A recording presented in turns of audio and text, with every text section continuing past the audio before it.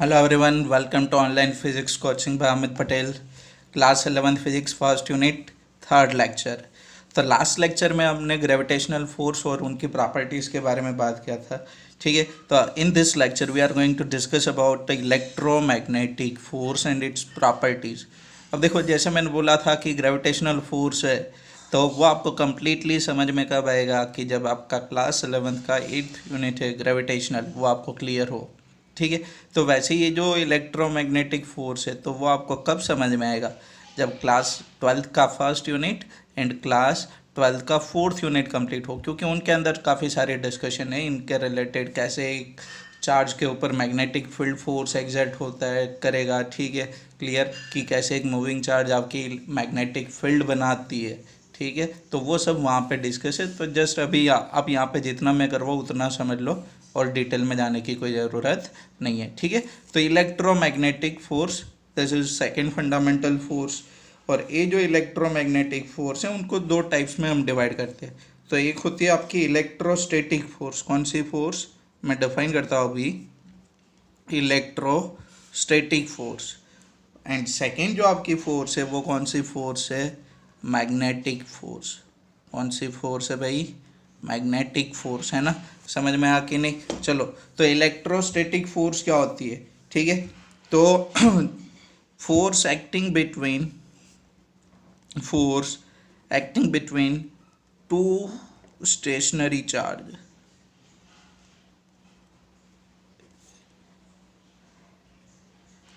दो stationary charges होंगी जो रेस्ट पे होती है।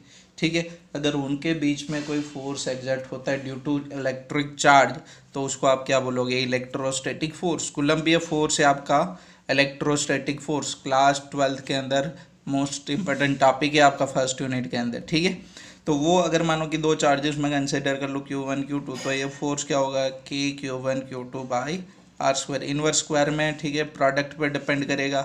क्लियर, समझ में आ कि नहीं। ये यहाँ पे कौन है, कूलम कांस्टेंट है। ठीक है, और ये फोर्स है। मैग्नेटिक फोर्स क्या होगी, ठीक है, तो force acting between two magnetic poles. आपकी पोल्स होती है ना मैग्नेट की। ठीक है, between two magnetic poles is called magnetic force.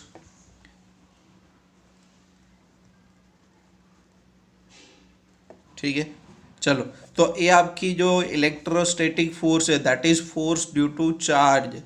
ठीक है, और ये किसकी वजह से, ड्यू टू पोल स्ट्रेंथ।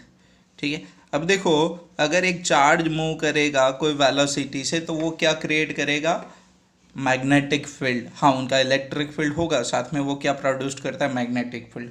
और अगर एक कोई चार्ज मैग्नेटिक फील्ड के अंदर एंटर करे, तो उसके ऊपर मैग्नेटिक फील्ड की वजह से भी फोर्स एग्जर्ट होता है। तो दोनों आपके फंडामेंटल फोर्सेस को कंबाइन करके आपने क्या नाम दिया इसको, इलेक्ट्रोमैग्नेटिक फोर्सेस। ठीक है, क्लियर, समझ में आ कि नहीं। तो ये आपकी क्या होगी, इलेक्ट्रोमैग्नेटिक फोर्सेस, दोनों एक दूसरे से रिलेटेड है।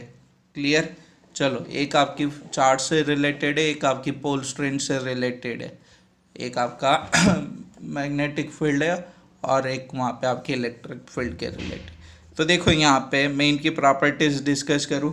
ठीक है, तो important properties of electromagnetic force, electromagnetic force. Clear, तो इनकी प्रॉपर्टीज वन बाय वन हम डिस्कस करते हैं। तो फर्स्ट, क्लियर, कि आपकी जो इलेक्ट्रोमैग्नेटिक फोर्स होगी it may be attractive and repulsive. आपको पता है, दो अगर सेम चार्ज हो तो वो एक दूसरे से क्या करते हैं, रिपेल करते हैं। वैसे ही दो सेम पोल हो तो एक दूसरे को क्या करते हैं, रिपेल करते हैं।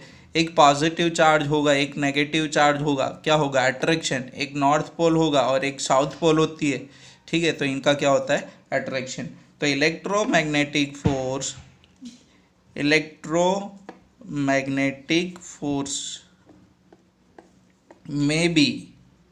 may be attractive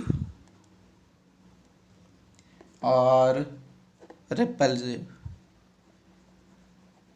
क्लियर, इतना समझ में आ कि नहीं। चलो फिर नेक्स्ट, सेकंड पॉइंट। तो सेकंड पॉइंट क्या करता है, इनवर्स स्क्वायर लो। जैसे आपका ग्रेविटेशनल फोर्स में था 1/r², तो वैसे ही यहाँ पे कौन है 1/r², तो ये कौन सी होगी, इनवर्स स्क्वायर लॉ फॉलो करेगी। फिर देखो ये आपकी ना लॉन्ग रेंज फोर्स है, लॉन्ग रेंज फोर्स है, ठीक है, और उनको ना इंटरवेनिंग मीडियम की कोई ज़रूरत नहीं है फोर्स एग्जर्ट करने के लिए। फिर नेक्स्ट ये कौन सा फोर्स होगा, सेंट्रल फोर्स होगा, क्लियर। अब देखो कि आपकी जो सेंट्रल फोर्स होती है, ठीक है, तो सेंट्रल फोर्स का आपको पता है ना कि कैसे, कि आपकी जो लाइन हो, जो दो ऑब्जेक्ट को जो ज्वाइन करे वही लाइन पे एग्जैक्ट होगी। अगर मानो कि मैं यहाँ पे Q1 कंसीडर करूँ और यहाँ पे Q2 कंसीडर करूँ, दोनों पॉजिटिव है, तो दोनों रिपेल करेंगे ना, लेकिन ये दोनों को कौन सी लाइन ज्वाइन करती है, ये वाली लाइन, तो ये वाली डायरेक्शन में Q2 आगे जाएगा और Q1 ये वाली डायरेक्शन में, क्लियर। तो ये क्या होता है आपका सेंट्रल फोर्स, ये क्या होती है आपकी सेंट्रल फोर्स, कि दोनों को जो लाइन ज्वाइन करे वही लाइन पे उनके ऊपर क्या एग्जर्ट हो, फोर्स एग्जर्ट हो। फिर सेकंड, जैसे आपने पहले भी बोला था कंजर्वेटिव फोर्स, तो ये भी आपकी कौन सी फोर्स है, कंजर्वेटिव फोर्स है। मैंने आपको बोला था कि कंजर्वेटिव फोर्स का मतलब आपको कब समझ में आएगा, जब आपका 11th का टॉपिक वहाँ पे क्लियर होगा आपको, क्लियर। और मैं सिंपल बोलूँ तो वर्क डन जो हो ना, दैट इज, अगर वो इंडिपेंडेंट ऑफ पाथ है, मतलब पाथ पे डिपेंड नहीं करता, वो खाली ऑब्जेक्ट की इनिशियल एंड फाइनल पोजीशन पे डिपेंड करे, तो वो खाली आपकी पाथ डिस्प्लेसमेंट पे जो डिपेंड करे वो वर्क डन होती है। उनके लिए जो रिस्पॉन्सिबल फोर्स है वो कौन है, आपकी ना कंजर्वेटिव फोर्स, क्लियर। वो खाली यहाँ पे किस पे डिपेंड करेगा, इनिशियल एंड फाइनल पोजीशन पे, क्लियर। तो वो पाथ इंडिपेंडेंट है, क्लियर, कि आप यहाँ से लेके जाओ इनको या तो डायरेक्ट लेके जाओ, दोनों केस में वर्क डन क्या मिलेगा आपको, सेम मिलेगा, क्योंकि आप बोलते हो W = फोर्स इनटू डिस्प्लेसमेंट, ठीक है। तो ये आपकी कंजर्वेटिव फोर्स है कि जिसकी वजह से वर्क डन मिले, that is independent of path. फिर आपकी ये जो इलेक्ट्रोमैग्नेटिक फोर्स है, that is 10⁻36 times stronger than the gravitational force। आपकी जो ग्रेविटेशनल फोर्स होगी ना, उनसे कितनी स्ट्रॉन्गर है, 10⁻36 टाइम्स, ठीक है। जैसे आपकी ग्रेविटेशनल फोर्स के लिए ग्रेविटॉन का ट्रांसफर होता है one object to another object, तो वैसे ही यहाँ पे आपकी फोटॉन्स का ट्रांसफर होगा from one charge particle to second charge particle, जिसकी वजह से ये क्या होता है, आपका फोर्स एग्जर्ट होता है। अब देखो यहाँ पे एक और, कि अगर आपको बोले कि मानो कि दो प्रोटॉन है भाई, तो दो प्रोटॉन के बीच में कौन सी फोर्स एग्जर्ट होगी, तो मास ऑफ प्रोटॉन, यहाँ पे देखो मास ऑफ प्रोटॉन, तो ये फोर्स आपका क्या होगा, अट्रैक्टिव, क्योंकि ये मास की वजह से कौन सी फोर्स एग्जर्ट होती है, ग्रेविटेशनल फोर्स।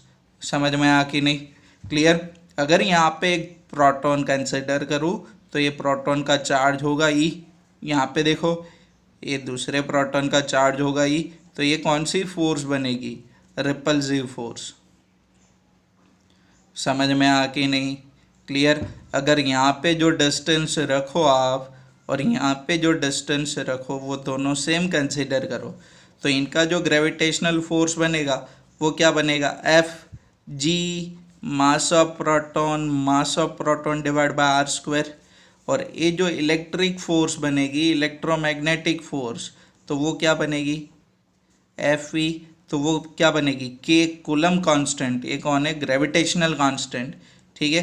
तो coulomb constant into charge of electron square बनेगा डिवाइड बाय आर स्क्वायर। तो आपको मैं डेटा दे दूँ तो आप कैलकुलेट करो, और आप कैलकुलेट करके क्या देखोगे कि ये जो इलेक्ट्रिक फोर्स होगा ना, वो 10⁻36 टाइम इनसे क्या होगा, स्ट्रॉन्गर होगा। तो मैं आपको डेटा दे देता हूँ, चलो देखो यहाँ पे, तो इनकी वैल्यू R = 1 मीटर ले लो आप। मास ऑफ प्रोटॉन में आपको बता दूँ 1.67 इंटू 10⁻⁻27 kg। ग्रेविटेशनल कांस्टेंट आप आगे जाके स्टडी करोगे 6.67 into 10⁻⁻11 newton into metre square पर kg स्क्वायर इनका यूनिट होगा, क्लियर। तो इनके वैल्यू प्लेस्ड करके ना आप क्या निकालोगे, Fg की वैल्यू निकालोगे, gravitational force between two proton. और सेम यहाँ पे आप करोगे रिपल्सिव फोर्स के लिए, तो के की वैल्यू क्या होगी 9 into 10⁻⁹ coulomb constant, newton into metre square पर coulomb square. Charge of proton क्या होगा 1.6 इंटू 10⁻⁻19 कूलम। और आर आपकी डिस्टेंस होगी, तो आर डिस्टेंस आपकी किसके बराबर होगी 1 मीटर के बराबर। देखो सेम डिस्टेंस है, ठीक है। तो इनका आप फोर्स फाइंड आउट करो। क्लियर। तो दोनों में रिलेशन क्या मिलेगा, एफ विल बी 10⁻⁻, ए वाली रेंज मिलेगी आपको, बोला ना 10⁻36 वाली रेंज इंटू एफ जी, इसके अबाउट कोई रिलेशन आपको मिलेगा। मतलब electric force will 10⁻36 times stronger than the gravitational force.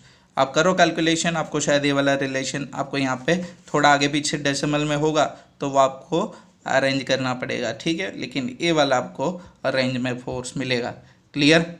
दूसरी बात कि ये जो मेरे वाटर मार्क के अंदर नंबर है ना 83203260, तो ये 0 नहीं है, यहाँ पे 9 है। क्लियर। 6921। क्लियर। तो यहाँ पे 9 है। व्हाट्सएप नंबर है, फ़ोन आप नहीं लगा पाओगे इनके ऊपर। चलो बाय, थैंक यू। तो अभी 2 और फोर्सेस हमें स्टडी करनी है, तो वो नेक्स्ट लेक्चर में मैं लेके आऊँगा, ठीक है। अभी मेरा मेन फोकस क्लास 12th के ऊपर है, तो उनको ज़्यादा टाइम मैं दे रहा हूँ। क्लियर। चलो bye, have a good day.